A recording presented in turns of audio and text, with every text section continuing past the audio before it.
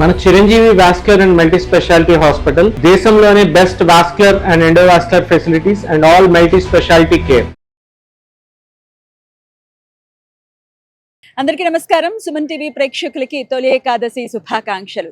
ఆషాఢ శుక్లపక్ష ఏకాదశిని తొలి ఏకాదశి, దేవసైని ఏకాదశి అని పిలుస్తారన్న విషయం మనకు తెలిసిందే.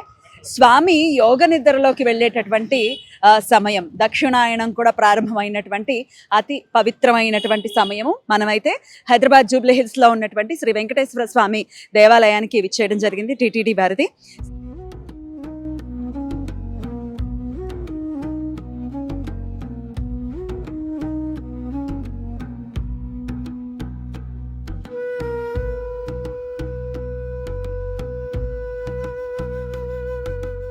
సో చాలా చాలా వైభవంగా ఇక్కడ ఏర్పాట్లన్నీ కూడా చేసి ఉన్నారు. చాలా ఉధృతంగా భక్తులైతే చాలా మంది వచ్చారు. జన సంద్రోహం అని అంటారు కదా, ఆ లెవెల్లోనే వచ్చారు చాలా మంది కూడా. ఇంచుమించు తెల్లవారుజామున 3 నుంచి కూడా ఇక్కడ బారులు తీరారు జనాలు. సో మరి ఆషాఢ శుక్లపక్ష ఏకాదశి, తొలి ఏకాదశి. ఈ ఏకాదశిని పురస్కరించుకుని మరి స్వామివారి ఆరాధనలు ఇక్కడి నుంచి కూడా చాలా విశేషంగా ఉంటాయి. ఇక్కడి నుంచి ఈ 4 నెలలు కూడా చాలా చాలా పవిత్రమైనటువంటి మాసం. ఆషాఢ శుక్లపక్ష ఏకాదశి, తొలి ఏకాదశి. ఇక్కడి నుంచి స్వామి యోగ నిద్రలోకి వెళ్తారు. కార్తీక శుక్లపక్ష ఏకాదశి రోజు, అంటే ఉద్దాన ఏకాదశి రోజు మళ్ళీ స్వామి మేల్కొంటారు. మరి ఈ 4 నెలల్ని చాతుర్మాస్య దీక్ష కూడా చేస్తూ ఉంటారు. ఈ 4 నెలలు అత్యంత పరమ పవిత్రమైనటువంటి సమయంగా కన్సిడర్ చేస్తారు. సో స్వామివారు యోగ నిద్రలో ఉంటారు. మరి ఇక్కడి నుంచి కూడా శ్రావణ మాసం, భాద్రపద మాసం, ఆశ్వయుజ మాసం, కార్తీక మాసం, ఈ 4 మాసాలు కూడా చాలా పవిత్రమైనటువంటి మాసాలు. మనకు కూడా శ్రావణ మాసం మొదలైంది అని అంటే ఎన్నో పండగలు, పబ్బాలు, చాలా చాలా ఆహ్లాదకరంగా ఉండేటటువంటి సమయం ఇక మొదలవుతుంది. స్వామి యోగ నిద్రలో ఉన్నారు అని అంటే మనం కూడా స్వామి ఆరాధనలో విశేషంగా ఉండాలి. ఆయనకి నిద్రపోవడం, లేవటం ఇవన్నీ ఏమి ఉండవు. ఆయన ధ్యానంలో ఉంటారు విశేషంగా. సో ఆయన దృష్టి ఇంకా ఎక్కువ కేంద్రీకృతం చేస్తారు భక్తుల మీద అని చెప్పడంలో ఎటువంటి అతిశయోక్తి లేదు. చాలా పెద్ద సంఖ్యలో కూడా భక్తులు ఇక్కడ స్వామివారి దర్శనం కోసం వేచి ఉన్నారు. సంవత్సరంలో వచ్చేటటువంటి 24 ఏకాదశులు కూడా చాలా చాలా విశిష్టమైన ఏకాదశులు ఖచ్చితంగా. అయితే 2 ఏకాదశులను మాత్రం ఎటువంటి పరిస్థితుల్లో భక్తులు వదులుకోరు. అటు ముక్కోటి ఏకాదశిని, ఈ తొలి ఏకాదశిని, ఈ 2 ఏకాదశులు కూడా చాలా విశేషవంతమైనటువంటి ఏకాదశులు. మరి దక్షిణాయన పుణ్యకాలం కూడా ప్రారంభమైనటువంటి ఈ సమయాన్ని పురస్కరించుకుని స్వామివారి దర్శనాన్ని ఒక్కసారి చేసుకుని స్వామి అనుగ్రహాన్ని పరిపూర్ణంగా పొందాలి అని చెప్పి భక్తులందరూ కూడా చాలా తెల్లవారుజామున 3 నుంచి ఇక్కడ ఉన్నామని చెప్పేవాళ్ళు కూడా ఉన్నారు. పెద్ద సంఖ్యలో స్వామివారి దర్శనాన్ని చేసుకుంటున్నారు. మరి చూద్దాం, అలాగే స్వామివారి దర్శనం కూడా చేసుకుందాం. లోపలికి వెళ్దాం, స్వామివారి దర్శనం చేసుకునేటటువంటి ప్రయత్నం చేద్దాము. జనాలైతే చాలా చాలా మంది వచ్చారు. సో ఆబ్వియస్గా మనం టీటీడీ ఆధ్వర్యంలో ఉన్నటువంటి టీటీడీ తిరుమల వెంకటేశ్వర స్వామికి సంబంధించినటువంటి ఆలయం కాబట్టి లోపల ఎటువంటి పరిస్థితుల్లో మనం వెళ్ళలేము. కానీ గోవిందనామ స్మరణ మనం వింటూ ఉన్నాము. భక్తులందరూ కూడా చాలా చాలా సంతోషంగా స్వామివారిని దర్శనం చేసుకున్నారు తొలి ఏకాదశిని పురస్కరించుకుని. మరి ఈ తొలి ఏకాదశి విశిష్టతను ఒక్కసారి తెలుసుకుందాము. ఈరోజు దేవసైని ఏకాదశి. ఈ ఏకాదశిని పద్మ ఏకాదశి అని, ఆషాఢ ఏకాదశి అని, హరిశయన ఏకాదశి అని, దేవపోది ఏకాదశి అని కూడా పిలుస్తారు. తెలుగు ప్రజలు తొలి ఏకాదశి పేరుతో ఈ పండుగను జరుపుకుంటారు. భవిష్యోత్తర పురాణం ప్రకారం బ్రహ్మదేవుడు నారద మహర్షికి ఈ ఏకాదశి ప్రాశస్త్యాన్ని వివరించాడుట. ఒక సందర్భంలో దేశంలో కొన్ని సంవత్సరాల పాటు కరువు కాటకాలు ఏర్పడ్డాయని, వర్షాలను ఎలా కురిపించాలో అర్థం కాక ఆ దేశ రాజుగారు మదన పడుతున్న సమయంలో అంగిరస మహాముని ఆ రాజుగారిని ఈ ఏకాదశి వ్రతాన్ని ఆచరించమని సలహా ఇచ్చారుట. రాజుగారు ఈ వ్రతం ఆచరించడంతో విష్ణుమూర్తి కృపతో దేశంలో వర్షాలు పడి కరువు కాటకాలు తొలగిపోయాయని కథనం. ఈ ఏకాదశి రోజు విష్ణుమూర్తి క్షీరసాగరంలో ఆదిశేషుడిపై నిద్రకు ఉపక్రమిస్తారు అని ఈ ఏకాదశికి దేవసేని ఏకాదశి అని పేరు వచ్చింది. ఈ ఏకాదశి రోజు నిద్రకు ఉపక్రమించిన విష్ణుమూర్తి 4 నెలల పాటు నిద్రావస్థలో ఉండి కార్తీక శుక్లపక్ష ఏకాదశి, దానిని ఉద్దాన ఏకాదశి, దేవ ఉత్తన ఏకాదశి అని కూడా పిలుస్తారు. ఆ రోజున మేలుకుంటారు అని పురాణ కథనం. అందువలన ఈ 4 నెలలు వర్షాకాలంలో భక్తులు ప్రత్యేక దీక్ష చేస్తారు. దీనినే చాతుర్మాస్య దీక్ష అని అంటారు. ఈ రోజు నుండి చాతుర్మాస్య వ్రతం ఆరంభమవుతుంది. ఈ రోజు భక్తులు రోజంతా ఉపవాసం ఉండి సత్యనారాయణ స్వామి వ్రతం ఆచరిస్తారు. ఈ రోజు ఉపవాసం ఉన్న వారికి పారణ సమయం రేపు సూర్యోదయం నుండి ఉదయం 8:29 వరకు ఉంటుంది. రేపటి నుండి శాఖావర్జం ప్రారంభమవుతున్న కారణంగా పారణ భోజనంలో కూరగాయలతో చేసిన వంటకాలు తినకూడదు. కేవలం పప్పు పెరుగుతో చేసిన పదార్థాలను మాత్రమే పారణ భోజనంలో వినియోగించాలి. అంటే చాతుర్మాస్య దీక్షలో ఉన్న వాళ్ళు మాత్రము ఈ కూరగాయలను తినరన్నమాట. అంటే ఈ 4 నెలలు కూడా ఒక్కొక్క నెల ఒక్కొక్క పదార్థాన్ని మనం త్యజించాల్సి వస్తుంది. ఒక నెల కూరగాయల్ని త్యజిస్తే ఒక నెల పాలు, ఒక నెల పెరుగు, ఇలా అన్నమాట. 4 నెలలు కూడా చాలా అత్యంత భక్తి శ్రద్ధలతో చాతుర్మాస్య దీక్షని చేస్తూ ఉంటారు, గృహస్థులు చేస్తారు. అలాగే పీఠాధిపతులైతే చాలా చాలా విశేషంగా మనందరి రక్షణార్థం వారు ఎన్నెన్నో దీక్షలు చేస్తూ ఉంటారు. అందులో చాతుర్మాస్య దీక్ష ఒకటని ఖచ్చితంగా చెప్పుకోవచ్చు. అలాగే ఈ రోజుకున్నటువంటి విశేషం గురించి ఇంకా కొన్ని విశేషాలు ఉన్నాయి, అవేంటో తెలుసుకుందాం.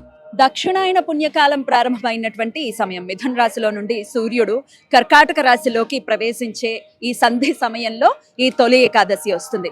తొలి ఏకాదశి నాడు స్వామివారిని దర్శించుకోవటం అంటే అంతకంటే పరమ పవిత్రమైనటువంటి ఆరాధన ఇంకొకటి ఉండదని ఖచ్చితంగా చెప్పుకోవచ్చు. అందుకే ఇంతలాగా వేల సంఖ్యలో భక్తులు కూడా స్వామివారిని దర్శనం చేసుకోవాలి అని అనుకుంటున్నారు.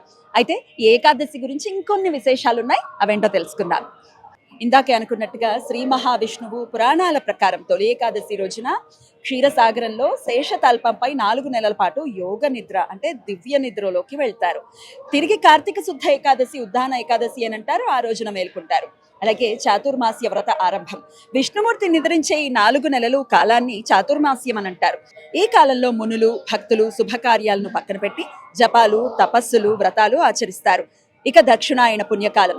సూర్యుడు మిథున రాశిలో నుంచి కర్కాటక రాశిలోకి ప్రవేశించే ఉత్తరాయణ దక్షిణాయన సంధి కాలంలో ఈ పండుగ వస్తుంది. ఇది పితృదేవతలకు ఆధ్యాత్మిక సాధనకు అనుకూలమైన కాలం. ఇక ఈరోజు పూజా విధానం మరియు నియమాల గురించి తెలుసుకుందాం. ఉపవాస దీక్ష అనేది ప్రధానమైనటువంటి పాత్ర పోషిస్తుంది ఏకాదశి నాడు. తొలి ఏకాదశి నాడు రోజంతా నిరాహారంగా ఉండటము అత్యంత ముఖ్యము. అన్నము, పప్పు, ధాన్యాలు పూర్తిగా వర్జించాలి. కేవలం పాలు, పండ్లు మాత్రమే తీసుకోవచ్చు. విష్ణు ఆరాధన. బ్రహ్మముహూర్తంలో నిద్రలేచి శుచిగా స్నానం చేసి పూజా మందిరంలో విష్ణుమూర్తి లేదా వెంకటేశ్వర స్వామి విగ్రహాన్ని, ఫోటోను అలంకరించుకుని నెయ్యి దీపం వెలిగించి స్వామివారికి ఎంతో ప్రీతికరమైన తులసి దళాలతో పూజ చేయాలి. నామస్మరణ అలాగే జాగరణ కూడా ఈరోజు విశేషంగా చేస్తారు.